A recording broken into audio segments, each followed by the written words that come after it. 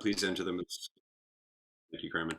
Please enter them as we go along in the chat box. I'll happily call on you when we've reached the Q&A portion of our session. I would like to begin first by acknowledging the Indigenous peoples of all the lands that we are on this morning. I myself am coming to you from the Matagami and Batachwan First Nations here in Treaty 9 territory. We acknowledge the importance of the lands which we each call home, and we do this to reaffirm our commitment and responsibility in improving relationships between nations and to improve our own understanding of local Indigenous peoples and their cultures. The Chamber continues to advocate for Indigenous issues so that Timmins can continue to be partners in walking the path to reconciliation together. We acknowledge the ancestral and unceded territories of all the Inuit, Métis, and First Nations people from across the region. My name is Cameron Grant, Senior Policy Analyst for the Chamber and your Facilitator Moderator for today's session. The Chamber, along with our proud Pillar supporters, are pleased to continue promoting our Reimagine Resiliency series. As regional businesses, organizations, and support organizations that serve them continue to navigate the pandemic recovery, and we're starting to see the end of the lights, the Chamber has launched a program entitled Reimagine Resiliency, a series to ensure our businesses can navigate any storm. I would like to recognize any of our members and friends from the 27 and 32 Northern Chambers of Commerce across Northern Ontario who are joining us today. Under our financial literacy series, proudly supported by the Business Enterprise Centre and the Venture Centre, this series explores how financial literacy can ensure sound business investment and growth while understanding the fundamentals of proper business planning and calculated strategies to secure the ongoing viability of your business. Along with local financial experts drawn from our supporters, the Chamber will deliver and will continue to deliver impactful sessions to enhance our owners and operators' knowledge in this financial realm. Today is just one of those in a series in which we are joined by Mike Kalinowski, financial educator of the Credit Counselling Society. And at this time, I would like to call on Jeremy Aloma, business development specialist with the Business Enterprise Centre, to introduce our guest speaker today. Thank you, Cameron, and good afternoon, everybody. As was mentioned, my name is Jeremy Loma, and I am a business development specialist with the Business Enterprise Center and Timmins Economic Development Corporation. Before I do a quick introduction, I would just like to sort of give a brief overview of the Business Enterprise Center. So just so you guys know, we are one of 54 business enterprise centers throughout the province of Ontario. We service the far northeast region along the Highway 11 corridor, from Hearst to Hornpayne in the west to Matheson in the east, and up the James Bay coast. Our role is to provide free one-on-one business consultation services at any stage of the business lifecycle, entrepreneurship programs like Starter Company Plus and Summer Company, as well as any professional development and networking opportunities like this one. So without further ado, Mark is a bit of a personal finance nerd. His interest grew when he started his career at a bank call center and read the David Chilton book, The Wealthy Barber. He has taken courses on investing and insurance and was at one time licensed to sell them at the bank, but that wasn't really for him. He prefers working at the Credit Counselling Society, where he sells nothing and does what he likes, which is helping people solve money problems and talking personal finance. So thank you for that. And Mark, the floor is yours. Thanks very much for having me. It's so nice to be here talking to you guys. And yeah, I'm a money nerd. You guys can ask me whatever I know about money. I know a fair bit, because not only was I a little banker at a call center, eventually I became a really big banker with the biggest office in the tower here in Calgary. So I could actually write a loan for you for $10 million with a swing of my pen. But really what I like to do is taking people's money away when they didn't pay me, because that's just where my strengths lied. That being said, beyond that, I've been a salesman. I work for WD-40 products. I work for Whirlpool Maytag. At one point, this was even the face of Ralph Lauren in the paint world. So take it for what you will. Today, though, we're going to talk about the psychology around saving. And I think this is a really good presentation to do as we start stepping out of COVID, because a big part of this presentation is talking about financial well-being and going back and getting to that equilibrium. So before I do that, I'm going to let you know that the Credit Counselling Society is, in fact, a registered charitable organization. We're Ontario out to BC, and we do the Great White North. We like to say we help, we educate, and we give hope. And we help because our counseling is free and confidential. Now, it's all over the phone right now, and you're welcome to call anytime. You can ask a question, you can set up an appointment, run a budget with a counselor, talk about savings goals, talk about debt issues if you're having it. Our counselors are all certified, and they're all really, really nice people. It's free and confidential. If you don't like what they say, don't do it. It's your money. You should always do what you like. We educate. We do presentations like this all the time. If you know an organization that needs a presentation, we do church groups, we do libraries, we do businesses. We just like to talk about money. So reach out to us. We're happy to talk some more about money. And the last thing I'm going to tell you is we give hope. And the reason we say that is because I did spend 5 years as a credit counselor before taking on this education role. And what I saw was people come into my office all the time, and you'd see great big men or little old ladies, and they'd come in and they'd cry uncontrollably. Their money wasn't working for them. And while they'd come in and they'd sit down and they'd cry, by the end of the hour, the end of the appointment, they'd often leave, if not smiling, at least feeling better. Why? Because they'd sought out a little help. And they would tell us, if only I'd come to you 6 months sooner, I wouldn't have carried this burden, this stress, this unease with me. Whatever it is in your life, and I think as we come through COVID, I think a lot of us are carrying different types of stress. But if you break your arm, you go see a doctor. If you have a money issue, go to a nonprofit credit counselor. Talk about it. If you're feeling sad, lonely, if something's not working for you, go find someone to talk to. Go get help right away. Because the sooner you get help, the more options you have, the better life gets. Anyway, with that being said, let's jump into our program today. And we're going to start by talking about why it's important to save and how that actually impacts our financial wellness. And while we're talking about that, and we're going to recognize how important that is, we also want to learn why we have a hard time saving and how we can train ourselves to do so. So by the end of this, I want you to understand that savings is super important to feeling financially well. I want you to be able to create goals that are important to you and based on what you value. And I want you to get a couple of different saving strategies that you can implement for yourself. But hey, if you have kids, maybe you can help start training them so that they feel better about their money. The last thing though, if you have a question, please feel free to put in the chat. You can even come off mute and ask. You can save them for the end too if you like. I will let you know that in the chat, I actually did put in my contact information. So you're welcome to reach out to me at any time. Let's start by asking a question. So why is it important to save? What does savings give people? Any ideas? Peace of mind. Peace of mind, sure. Absolutely. Anything else? Sense of security. I like that. That's a great one. Absolutely. The funny thing is I've seen people that have only been able to save, up a jar full of dimes, but they sleep better at night than someone that doesn't have any savings. It lets you help others for sure. The funny thing is, I'll let you know, is that people that have savings often don't have debt issues. I've never seen someone that has all sorts of money in a savings account that comes in and says, hey, I can't pay my credit cards. It gives you confidence. That's a great word too. I mean, really, when we are able to put money aside, our stress dissipates. And people that have money stress are in a bad spot, They don't feel well physically. They walk bent over and crooked. They don't smile. They're more likely to suffer from all sorts of different pains. Their stomach hurts, their head hurts. They're also not emotionally and mentally well. They're more likely to suffer from anxiety, substantially more likely to suffer from depression.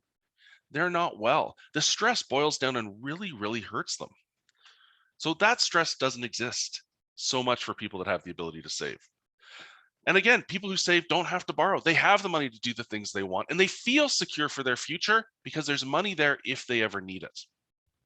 And the strange thing about money is that the better we get at using our money, the better we're able to implement it for the things we need today and for the things we want tomorrow, the more our confidence grows and we continue to take more and more control of it.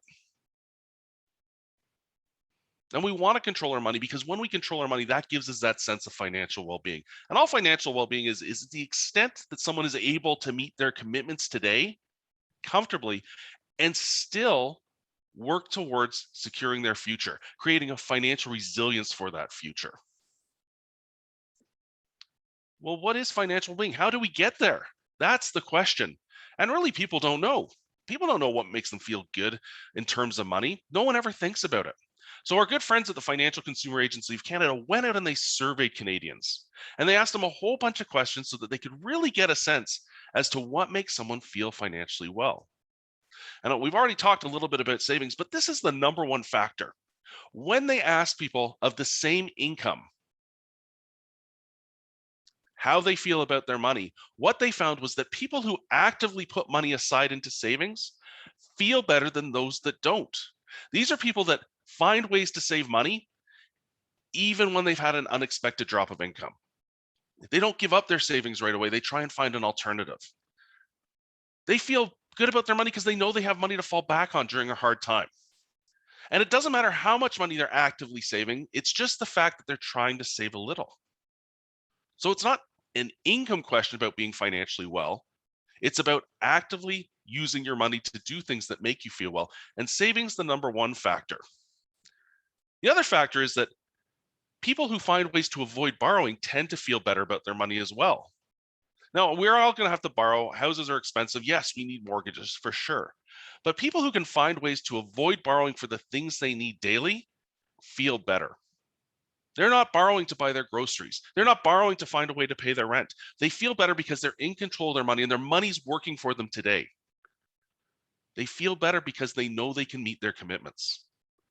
Well, no surprise that makes them feel better. The FCAC told us that it's psychological, that the factors that help us save and avoid borrowing are all inside our heads.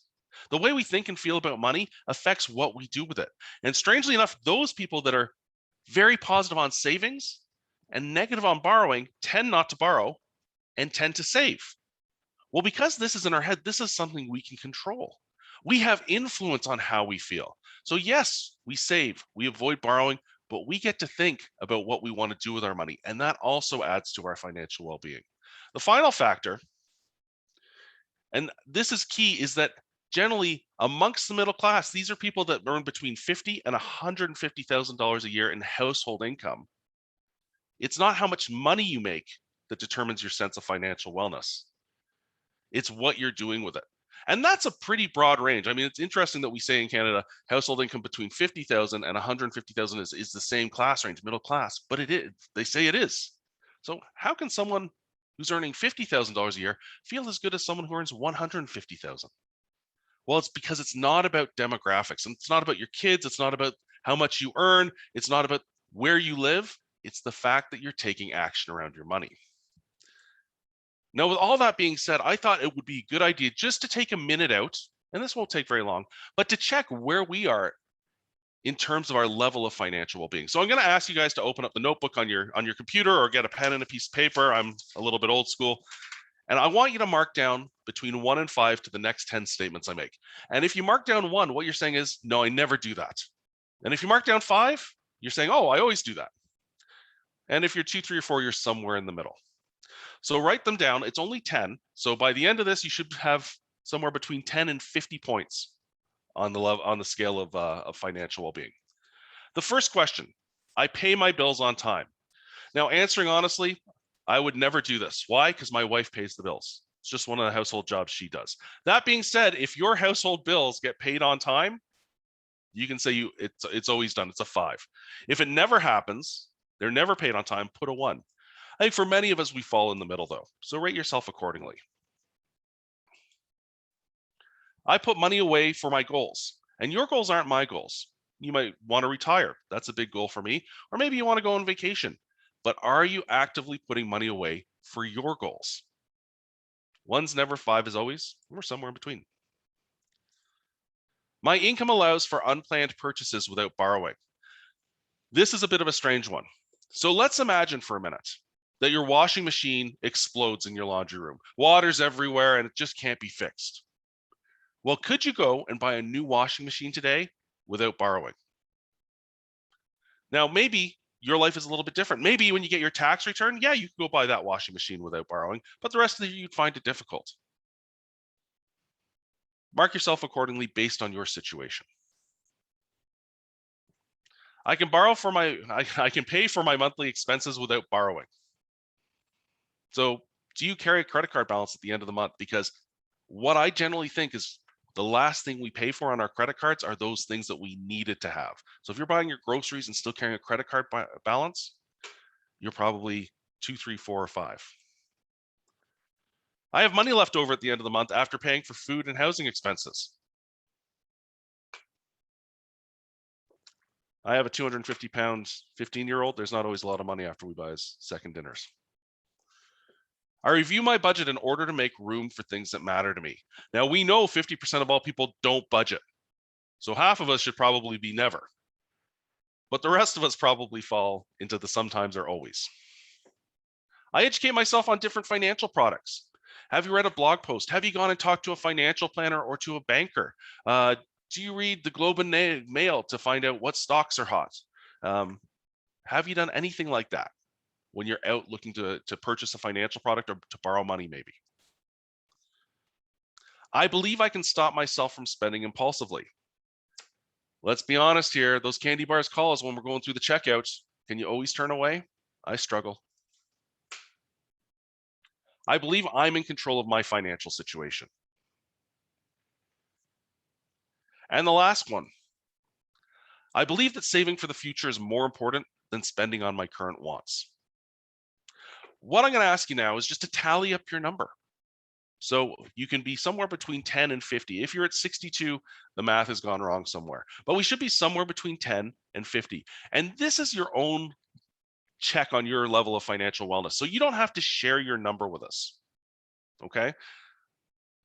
I do this sometimes and people will always say, oh, I was a 45. Great. All right, great. You're 45, but you don't have to share if you don't want to. What I will tell you though, and I'm going to flip the screen here, is that most of us fit into one of these boxes. And we know that only about a third of Canadians are actually financially secure. Those are the ones that are 41 to 50. I'm going to share my own score with you because people are always like, well, Mark must be perfect. He's the financial educator. Sadly, I'm not. I'm a 41. And when you go back and look at some of those questions, being always able to resist an impulse, that's super hard to do. And yeah, I like to save for the future, but there was a time when my kids were at the Disney age. And was as much as I wanted to save for my retirement and a new car, it was time for Disney, and we just pulled the pin on that. So I don't know that anyone is really perfect. What I think is really important here is that we remember that psychological factors can play a role in shaping our sense of financial wellness. So we have some control to improve our numbers, both on our actions and based on how we think. So the first and most important part of it is to actively save. People that can actively save money demonstrate that they think long-term as opposed to just living in the moment. And again, it doesn't matter about your income. It doesn't matter about your demographic, how many kids. It's just the fact that you're putting a little bit of money, even just a little bit of money, away regularly. We can have a good belief towards our money. And this can be hard, especially when things haven't been going well. And I know things haven't gone well for a lot of people over the last little while. But we have power to change, and we have to believe we can change. We have to start believing that we do have the ability to change and find money to save. And we have to start thinking that, hey, there's a different option to go forward rather than borrowing. And that all starts by meeting our commitments in the current month. If we're borrowing to have the things we need, well, we're not going to feel financially well because we're going to feel like we're constantly pushing that rock up a hill and it keeps sliding back on us. So we need to build confidence. We need to do the basic work of budgeting, of expense tracking to ensure that we're meeting commitments for that we need to do today. And a part of that is avoiding borrowing for day-to-day expenses. It's really easy to borrow, but we need to resist that temptation. We need to break the bad habits so that we can feel like we're taking control of our situation and move forward happily. All right, so we talked a lot about what makes us feel well. And again, you probably have all shut off because I'm only a 41 on that scale of 50, but I am financially secure and that makes me feel good. But I have an advantage that some people don't. And the reason I say that is because people aren't naturally savers. And we found this out because there's a really smart guy. His name's Ted Klontz, and he's a financial psychologist at Credit University down in the States. And what he offers is that people don't naturally want to save. And the reason for this is because a long time ago, before the world became industrialized, before we were even agrarian, back when we lived in a tribal setting, we lived communally. And living communally meant we shared. We weren't hoarding, we were sharing. When we shared the food we found with the group, well, they would share back with us when we didn't find any food. And because we shared, we found, a date in the group. Great. Not only that, but when the saber-toothed tigers came and we were part of this group, it wasn't just my one stick trying to fend it off, it was the whole group trying to scare it away. Because we were living communally, we were safe, we were fed, we were happy. When we hoarded things back in that tribal life, we got excluded from the group. And now we don't have a date. When we don't find something to eat, we're hungry. And that saber-toothed tiger, well, it's going to break my little stick and eat me. So our DNA is really set so that we don't save, so that we give and put out, right? And what Klontz actually came up with were numbers, and he suggested that about 14 to 17% of us are natural savers. That's me. This is the one time I'm in the minority group. But the rest of us, that's 83 to 86%, aren't. They're just not. You're not wired that way, right? So it's not surprising people struggle to save. Another psychologist by the name of Daniel Goldstein, what he said was that the person we are in the moment is very, very strong in terms of the decisions we make and the actions we take. And that's because the person we are in the future isn't around right now to say, hey, don't do that. I need something up here. So because our future self is so weak compared to our present self, it can't defend what it needs compared to what we want in the moment. So the person we are in the moment usually wins. So we'll postpone savings for things like retirement and things we need in the future because we'd rather buy something now. The last point I'm going to touch on here is something called locus of control. And a lot of people have an external locus of control. And what that really means is that they believe life is controlled by circumstances outside of their control, things like fate or luck or chance. And when it comes to money, people who have an external locus of control believe it's just beyond their control. What happens is going to happen. So I had a friend, Lewis, and he's never saved any money. He honestly believed that he would win the lottery when it was time to retire. And he might. He was a super lucky guy. But he believes that money will come and go. It doesn't really matter what he does. It'll just always be there for him. A lot of people, though, believe that because their parents never had any money and their grandparents never had any money, well, they're not going to have any money either. When it comes to this thought process and this belief system, we need to continually ask ourselves, who's in control? Are we in control of the situation, or does the situation actually control us? And when we're ready to start taking control, we don't have to go it alone. We can always ask for help. And I think a great place to ask for help when we're trying to start savings is going to talk to our financial professionals. Yeah, you can talk to a credit counselor. We're on a budget. We'll find you money to save, but we don't save anyone's money for them. You know, your banker, your credit union, your financial planner, they can help you save. The first step to really savings, though, is to decide what you want to save for. And it goes beyond just the what. We have to understand the why you want to save, because if you're not a natural saver, you're going to look at stuff that you're supposed to save for, that the world's saying you should be saving for, and you're going to go, oh, I don't want to do it. So we want to save for things that get us excited. And we want to understand that by saving, we're going to be so much more fulfilled when we actually achieve that goal. So as we start on our savings path, I'm going to encourage people to prioritize the things that they want, and then choose maybe the most exciting thing that they want and start working towards that. For some people, maybe the 3 things that they most want and start working towards them. But these are the things they're passionate about. These are things that are a 9 or 10 on the excitement scale, not a 1 or a 2, because those are hard to save for. But what drives your happiness? It's much easier to save for a trip if you love to travel than it is to save for your retirement when it's 40 years out and you just don't care right now, right? And that's not to say you shouldn't save for those things that you don't care about. But I think it's easy to start where we are excited. Now, financial consultants and our financial planners and our helpers, they want us to save for those things that might not jazz us up right now, but that are important for our future. So they might use something called the disturb. And it's a bit of an unusual word, and it sounds kind of spooky, but it's very, very effective. What they want to do is they want to make you consider a future scenario where you might not have those things you wanted or need because you've denied taking action towards it today. So a great example might be thinking of retirement, or maybe paying off a student loan, depending on where you are in life. With me, it'd be retirement because I'm kind of getting towards that age. So if I'm introducing the idea of the disturb, what would my retirement look like if I haven't saved enough? Would I get to travel? Would I get to play golf? Would I have a place to live?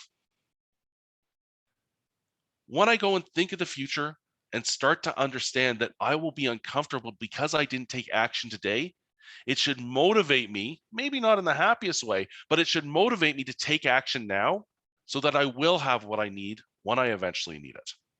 It will help move us towards saving for those things where we're not super excited. Once we figure out what our goals are, what we should then do is start getting physically and emotionally driven to achieve them. And it can be pretty easy. What I actually ask people to do when they sit down in my office and they say, Mark, I need to get to this particular goal, I have them write down their action plan. And it looks strikingly just like this, and it's super easy to do. But the whole idea is we're just going to have that person tell us what their goal is and why they want it. Then we need to know when they're going to achieve it by and what it costs. With that information, we can figure out how much to set aside with each paycheck and what to put aside moving forward until we've actually accumulated enough money to act on that goal. Now, when we're doing this, and remember, I come from a credit counseling office, what we have to do is figure out what also they have control over to change in their life so they can find the money to save. And people will say, well, you know, my mortgage is coming up for renewal in 2 years. Maybe my payment will change. That doesn't work. What can you change right now? And to me, like, I stopped drinking coffee. Why? Because my kids needed to go to school one day. Hopefully they're going next year. So that was money. Coffee money became registered education savings plan money. That's what we have to look at. Once we're crystal clear on what our goals are, this is when we need to open up separate bank accounts for every goal we have. And we're going to have lots of different goals, hopefully, at times. And one of the things we can do to keep ourselves on track and make sure that we're moving forward in the right way is to name the accounts. So I mentioned my kids have registered education savings plans. Well, strangely enough, the accounts are called Henry's and Eliza's Education. Why? Because when the money goes into that account and I see Henry's name tied to it, well, that's Henry's money. Yeah, I have control. Yeah, I could take it out. But in my head, I've already given it to Henry. If you're saving for a family trip to Disney, call it the Disney account. People are motivated by the happiness Disney's going to bring to their kids, the joy they'll have going on that trip. Name the accounts. Utilize all your senses when we're saving for things. You know, if your dream is to go to Peru, maybe see Machu Picchu, first thing you have to do is you have to create the vision of it. Create a dream board. Draw a picture of it. Post it on your fridge where you can see it, where it reminds you that you're going to take positive actions today to get to that. But go beyond just the visualization. Why not listen to Peruvian flute music on your way into work? You know, it's going in your ears. It's living in your head. Why not go to a ceviche restaurant and smell and taste Peru before you even go? Remind you that you're working towards your goal. And then tell everybody what you're working towards, your coworkers, your friends, your family. Why? Because you're telling them because it reminds you how important it is. And on those days where you're a little bit weak, where you want to go and work against your savings goal, they're going to remind you. They're going to say, Mark, I thought you were giving up lunches so you could go to Peru. Let's just go eat in the lunchroom. Get their help. And the last thing I'm going to say here is automate your savings. And that's why I put David Chilton's Wealthy Barber book up in the chat there, along with my name and cell phone number. And the reason I did that is because he talks about paying yourself first and how important it is that you treat your savings the same as you would treat paying your mortgage or your cell phone bill or anything else. Automate it. Talk to your banker, talk to your investment person. Right as you get paid, let's have money sucked out of that account at 12:04 a.m. in the morning so that you don't even know it's in your checking account. It's already gone off to an investment or a savings account. You'll live on what's in your checking account and your savings will grow and grow and grow.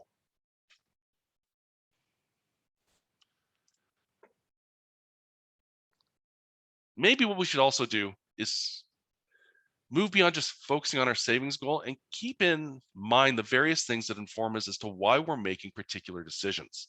And we're going to talk a little bit about money values, locus of control, time value, and then controlling our impulses. So when we talk about money values, we don't very often think about what money means to us, but there should be meaning behind every time we spend some money. And up on the screen are some of the common ones. You know, I'm a dad with 2 kids. The best thing I love about my life is that I know my kids have to walk up a big hill because I live on top of the hill. And they come through the front door and they open up the fridge and they grab an apple and they scream, "There's nothing to eat." Every time I hear that, as they bite into an apple, I know that I've done my job of making sure they're warm and they're fed. That's my number one goal. And I don't like putting money towards groceries and feeding my kids, but I like knowing they're fed. Same thing with having the house. I don't like paying the mortgage, but I like knowing they have a place to sleep. When we're thinking about our money values, and we need to look beyond just what the spend is in our budget, we need to understand why exactly we're taking that spend. Why are we putting our money at that particular place? Because this gives us meaning towards and about our spending. So if we think about living in a big city, for example, and I live in a little city, it's 20 minutes across town, but let's say you lived in Vancouver or Toronto. You could live downtown right near where you work and live in a small apartment that would probably cost the same as living in a great big house in the suburbs with a big yard. Well, if you're going to live in that small space downtown Toronto, let's say, why are you spending that money there? Why are you doing it? It's expensive. Well, by spending money on living in a condo downtown Toronto, even though you don't get the space, maybe you don't have to do the commute. Maybe you can walk your dog at lunchtime. Maybe you're near your family. It's not so much about spending the money on the space, it's about what that spend gives you in terms of the other things that bring you happiness. And when we relate that spend back to the budgetary numbers, we start understanding that our choices are important. I think we can go back and look at locus of control. And we need to distinguish whether our locus of control is internal or external. And remember, what we're really saying here is, do we believe we have control over what happens to us and our money, I guess? Or do we believe the outside world has control over what happens to us? And what we've come to understand is that people who believe they have power over their money feel financially better, right? This is where we go back to what's in our heads and improve our financial well-being by believing we have control, by believing that we have the ability to change where we spend our money, to find money, to actively save for those things we want. This is where we can start changing how we think so that we feel well. So Canadians with a higher locus of control, well, they do things. They write out their goals. And we already looked at how we write out our goals. It's pretty easy. It only takes a few minutes. They have really, really positive self-talk. And when we think about money, we often say things like, oh, I shouldn't have bought that 3-year gym membership because, I'm never going to go. Well, having positive self-talk is talking ourselves into positive actions with our money, but it's also being forgiving of ourselves when we make a mistake with our money. So we can be forgiving and say, okay, I made a mistake, but I've learned from that mistake. I'm not going to do it moving forward. I think one of the things we can also do is go and get help. And people who feel financially well often do seek help. And while we go back and say, well, I got help from a financial planner and I got help from my banker and my mortgage broker, these are great people to get help from. We can also get support from people around us, right? We can get our mother to be joint on a bank account with us so that to get money out of that account, we both have to sign. She's like our sober second thought, right? It's all right to get support from friends and family as well.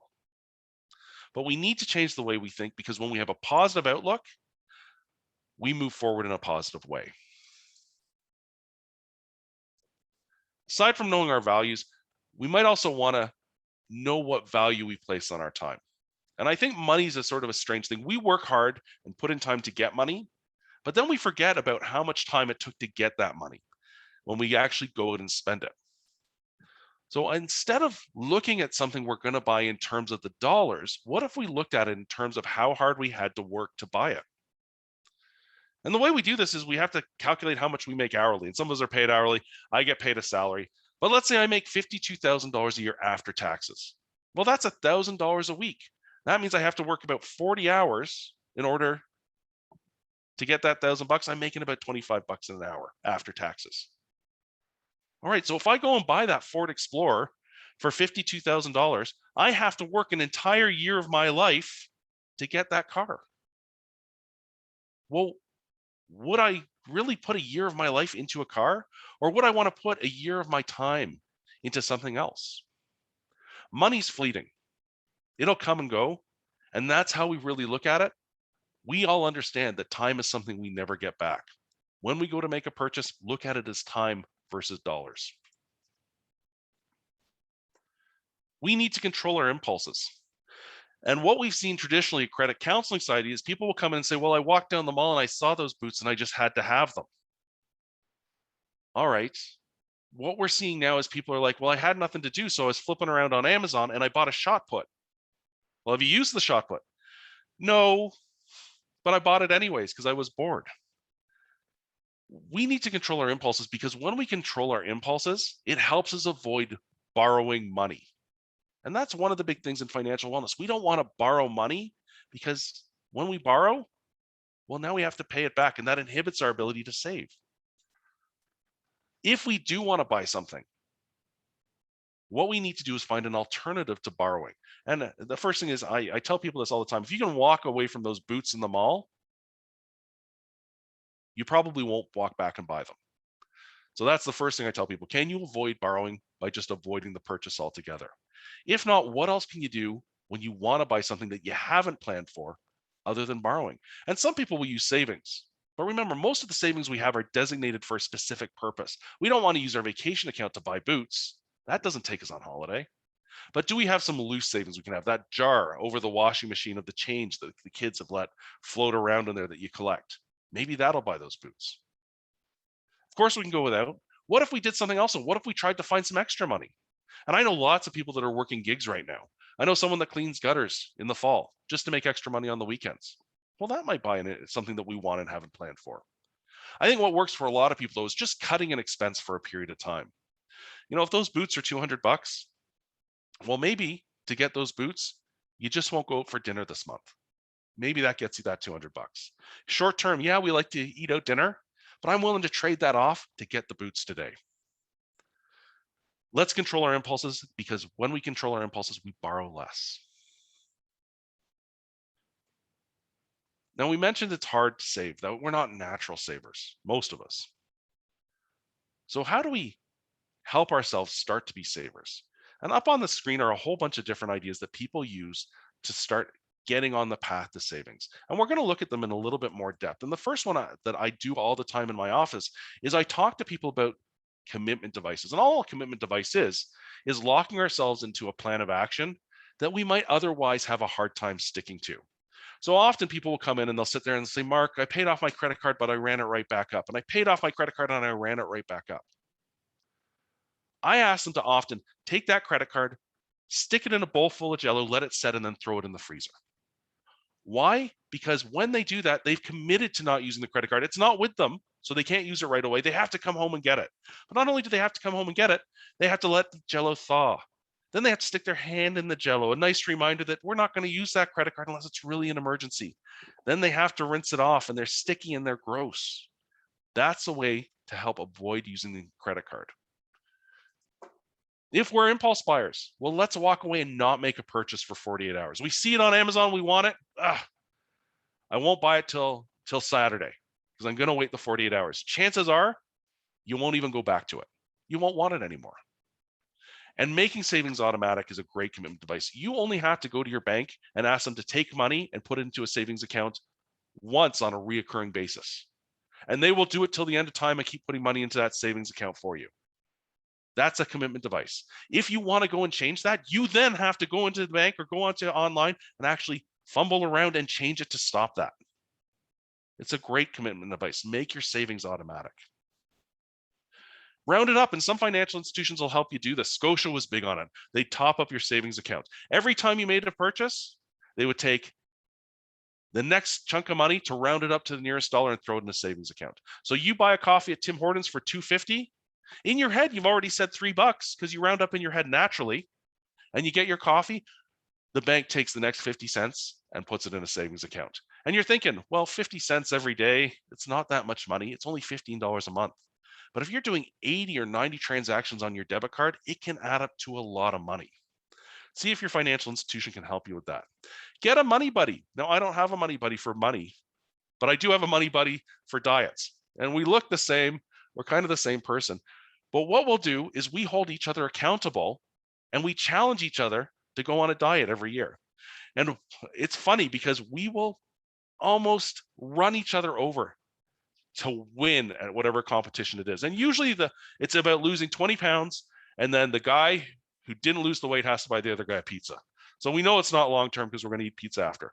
But it's not about just losing the weight. It's about the emotional sense that I beat him, but also the emotional support because I'm competing with him and I want to beat him. So we're going to work at it together. People can do this with money as well. You have a friend who wants to go on a trip with you. Well, why don't you both try and save the money for the trip in advance? And you get together on the weekend and talk about how you're doing instead of going out for dinner, because then you found the money to go and save for that trip. Similar to Money Buddy is risking your values. Let's say I want to go on a trip and I want to go next February. So what I'll do is I'll give my friend $100. And if I save up enough money to go on that trip, let's say it's $100 a month, he's going to give me that $100 back and say, good job. So great. And now I have $100 spending money on top of the money for the trip. If I don't manage to save up the money for the trip, he's going to take that $100 and he's going to donate it to a cause that I don't like. Maybe a political party I can't stand, for example. Well, not only do I want to get the $100 back, but I want to make sure that political party I can't stand isn't going to get that money. So I'm going to work extra hard. And I'm going to have an extra reason to ensure that I save. Heartstrings, make it personal. Put a picture of someone you want on the jar that you're saving for. You're saving for a kid's birthday, put their picture on there. It's easier to drop money in knowing that you're going to be giving them something. It's also harder to draw the money out because you'd have to physically break through that picture to get it and take it away from them. And the last one is great, saving the extras. And we do this all the time. So the first thing, you can save your savings. So let's say you go to the grocery store and, I don't know, you use your points to buy your groceries. So you, instead of spending $200, you use your points and now you have $200 in your checking account that normally would have gone to groceries. We'll transfer that to your savings goal. People should save their raises, and people don't do this. Some people are lucky enough to get a raise every year and they just spend it. Well, what if one year you just say, well, I got a 2% raise, so I'm going to go and ask my bank to take 2% extra off my paycheck and put towards my savings goals. The money would add up really quick. You can also save your non-spending. And as my kids have gotten older, this is what we'll do. My kids will both go out on a Friday night and my wife and I will find ourselves sitting around in the kitchen saying, well, what do you want to do for dinner? And she'll say, well, we could go to the nice restaurant down the road. And I'll say, it's too expensive. I don't want to go there. And I'll say, let's go to the pub. And she's like, I don't want to go to the pub. It's always the same. Well, what generally happens is I'll pull out some cheese and some bread and make grilled cheese, and she'll put some tomato soup on the stove. And all of a sudden, instead of spending $100 or $200 on dinner out, we've just eaten the groceries we've already spent the money on. But that's $200 we have in our hands again. That's money that can go into our savings.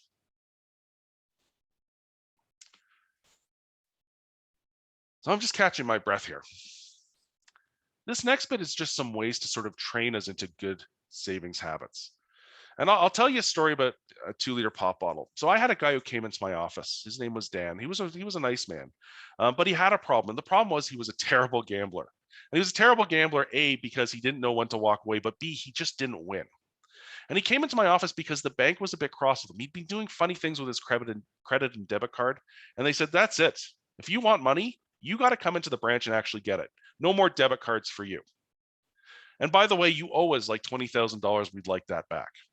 So he was nervous because he thought he'd get sued and he didn't know what to do. So he came into my office and we took a look at his situation. I said, okay, well, based on where you're at, I think you need to go bankrupt. And his eyes went wide and he started to cry. And I said, it's not the end of the world. People go bankrupt. It's just a remedy to a problem. And he said, I've already seen a bankruptcy trustee, Mark. And he says, if I go bankrupt, I can't sponsor immigration for my family. Oh, that's not good. And I said, well, here's the problem. That's what you should do because that's what you can afford to do. And when we look at solutions for people, it often comes down to what they can afford to do. And I said, here's the thing. I can put you on a program where you paid the bank back all the money you owe them over 5 years, and they'll stop charging you interest. But the problem is you're living your life with next to no money. All your paper money, your 5s, your 10s, your 20s, that pays your rent and that pays your debt.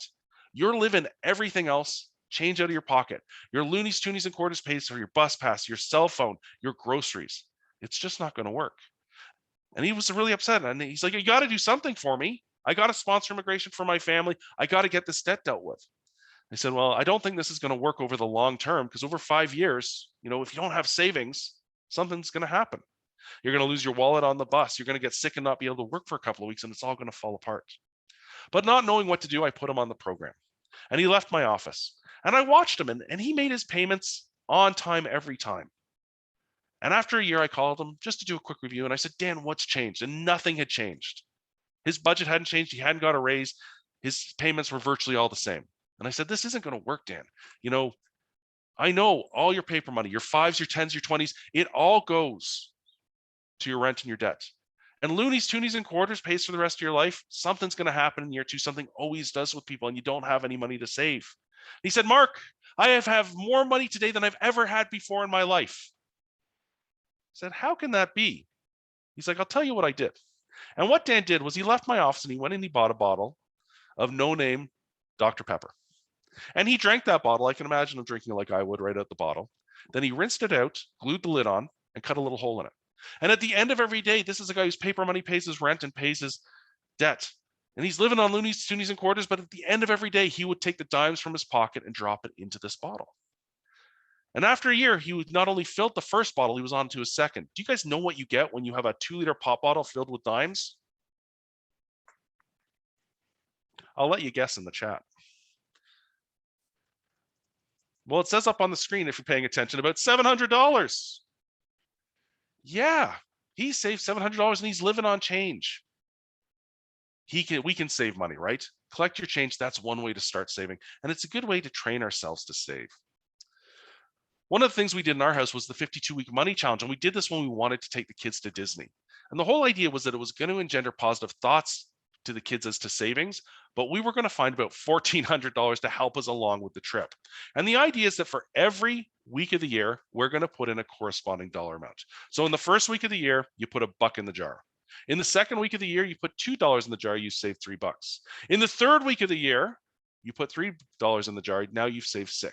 And it grows and grows and grows. Now, when we had small children, we had no money. So we would have found the last couple of months really, really difficult. Because you're putting in like $200 a month. What we did instead was we did it bingo style. So I cut numbers between 1 and 52 up, put them in a toque, and my little boy would come up on Friday night and he would pull a number out. And he was about 2 or 3 at the time. He didn't really talk. Pull the number out and he'd go, ah! My little girl would run over and grab the number like only big sisters can do and go, 4! And we would give them each 2 loonies and they would drop them in a jar and they would shake it around and dance. And it was really funny. The next week, my son would pull a number and go, ah! My daughter would snatch it and go, 28! And we'd give them loonies and toonies. They put in the jar, they'd shake it, and we'd laugh. Do it straight, do it backwards, do it lottery style, you save $1,400. It's a great way to train yourself to save money. Now, I know some people that have tried the nickel challenge. I don't think people walk around with this much change anymore. But the whole idea is that every day of the year, you put in an additional nickel. And the nice thing about this challenge is it starts small, 5 cents, 10 cents, 15 cents. Okay. As we move on, all of a sudden, we're starting to put more money away on a daily basis. So, a couple of weeks in, a couple of months, about a month in, now we're putting in $260 a day. Well, that's our coffee money. We can make little changes in our habits as we move through this challenge because the number slowly progresses and grows. And when we get to $10 a day, well, maybe that's lunch out. And we're going to find money to save by not going out for lunch. And eventually we get down to about $20 a day, which is a lot of money to try and save. But in the meantime, maybe we've given up a little bit of a coffee habit, or we've brought down our coffee habit. Maybe we don't go out to lunch every day. We found it. Maybe we go for dinner one less time a week to do this challenge. Adding a nickel a day over the course of the year is almost $3,300. It's pretty good. People will do a weekly challenge, and this is a great thing to set up automatically if you don't want to do with cash. But Mondays, $1 in the account. Tuesdays, $2. Wednesdays, $3. When you get to Sunday, $7. You can set this up reoccurring right out of your bank account. It takes one time to go set it up, and your savings will grow to about $1,500 over the course of a year. And my friend Gary does this one because he's a really big holiday guy. What he does is starting 35 days out, he puts money into a bank account, starting at 35 and then reducing by $1 a day until he's saved up $630. Usually he starts not 35 days before Christmas because that's his big holiday. He usually does it so 2 weeks in advance of that so that the money's there, he can go spend it. In Canada, the average spend in a household on gifts at Christmas is about $660. By doing this, Gary saved $630. He can pay for Christmas. Anywho, with that, we're coming to the end. This is what I need you to do. You got to find a financial goal you're passionate about. When you really care about something, you will find the money to save to get it. Create an action plan. You'll get a copy of this presentation. It's just that goal setting thing. We're going to write down what we want, why we want it, when we want it by, and what it costs. And then we can figure out how much to save on a regular basis. That's active saving. That'll make us feel financially well. And start today. And no little bits, dimes in a pop bottle add up to $700 over the course of the year. If we can just put them away, right? Start small. Savings grows over time.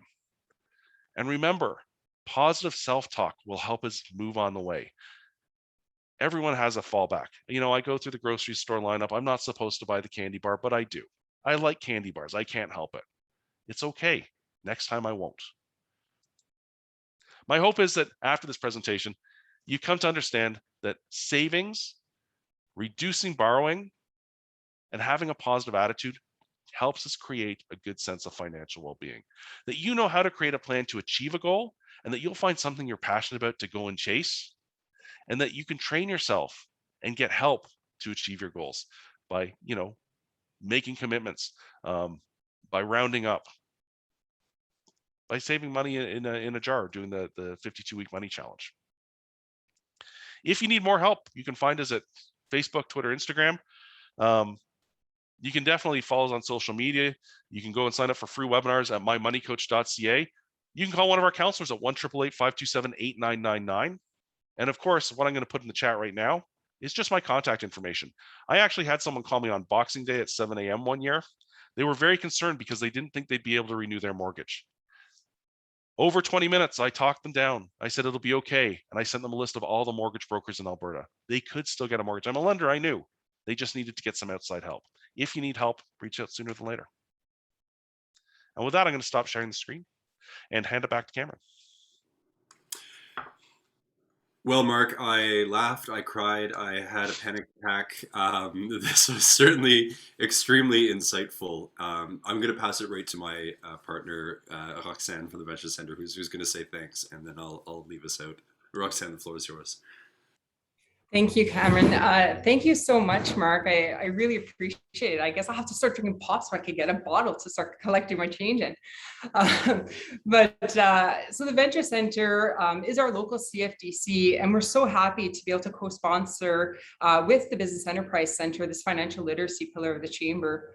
The Venture Center is here to help start and grow your business. We offer free business consulting, and we're ready to assist you by reviewing your budgets and identifying opportunities to help reach your goals. So if any of you participants have a business and you'd like to meet with us, just feel free to call. I'll make sure that our contact information is in the chat, and we're here to help start or grow your business. Thanks. Thank you very much, Roxanne. So, of course, at this time, I did want to provide our audience an opportunity to ask any questions of Mark, and I'll certainly welcome if there's any in the chat box, or at this time, if you'd like to unmute yourself. And Susan, I see that you can go ahead and unmute yourself if you'd like. Awesome. Thanks, Cameron. Great presentation. Loved a lot of the things you said about getting help when you are sensing something, is amiss, or if you need guidance. What is your story? How did you come to be so fully invested, I guess, in allowing folks to be financially secure, which led to giving presentations like this one?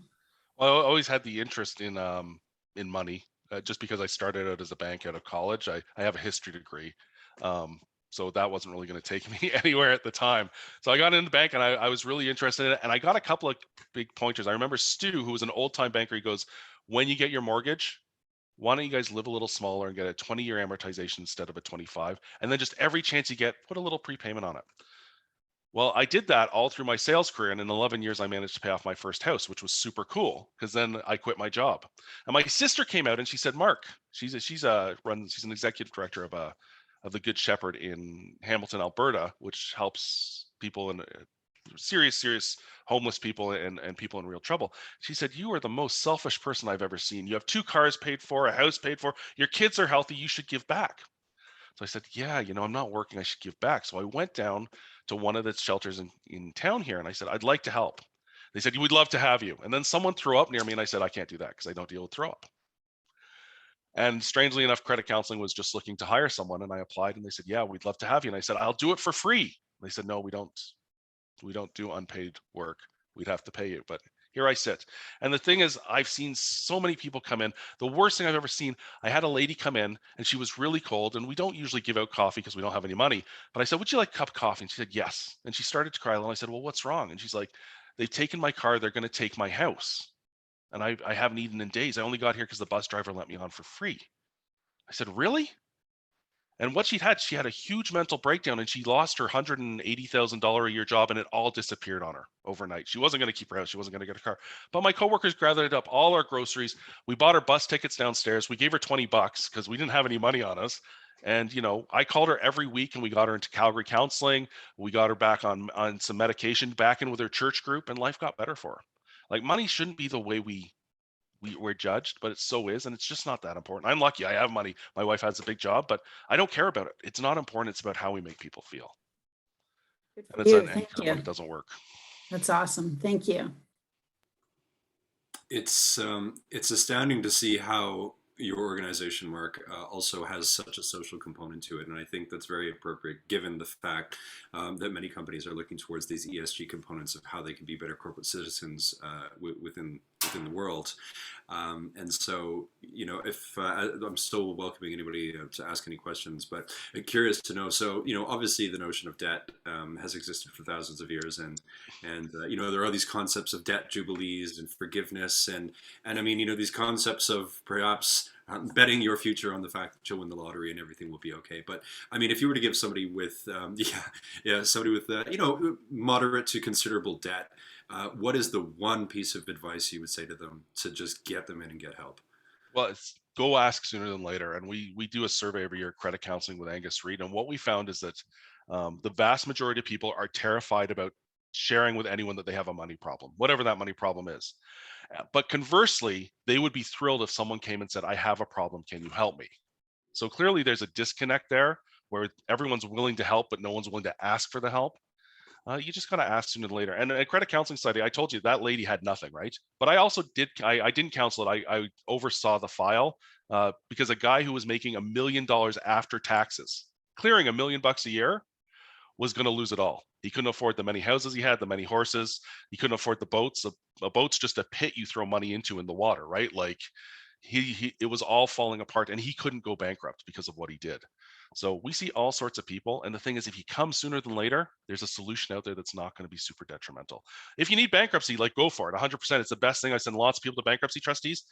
If we can just squeeze your budget a little bit and you can solve it that way, so much the better. It's a fair statement, and I mean, clearly it affects anybody regardless of your financial status. So then I'll ask the last question, if you don't mind. How do we stop this stigma? Where do we start? Is it in the schools? Where do we start this literature and this discussion? I mean, we see it with mental health. We see it with addictions based. You know, it's all about starting conversation. How do we get the stigma broken, and where do we start? Well, it's hard. I think what we all have to do, because most of us are kind of baked the way we are. You know, I'm almost 50. I'm kind of am what I am. But you got to start with younger people and say, you know, it's just money and it's not that important if things aren't going well. And when people have money issues, it's not because they're bad people. Like, you lose a job or someone loses a job in your household, right? You can't work because you get sick. Someone dies. Like, this is why people come in and see it. It's not because most people aren't out there spending money in an irrational way. Just something bad has happened. And when you relate it back to a devastating thing, because money and mental health are tied together, it becomes clear that it's just a symptom that something bigger in life hasn't gone wrong. So I like talking to kids. I've gone into lots of schools. My friend Gary talked to 1,000 kids in Saskatchewan this last year about budgeting. But a big part of that is also saying, you know, if you need help, you got your banker there, go ask them, they want to help you. You got your financial planner, go ask them, they want to help you. You ask your accountants, just ask for help. It's a fair statement. I mean, dinner table financing is also extremely effective with the families. So have the conversations. It sounds like a career day should be filled with financial planners. So that being said, we'll close the session out. I did want to say an extra thank you, Mark. This was extremely insightful, especially for me, and I'm sure for many of our attendees.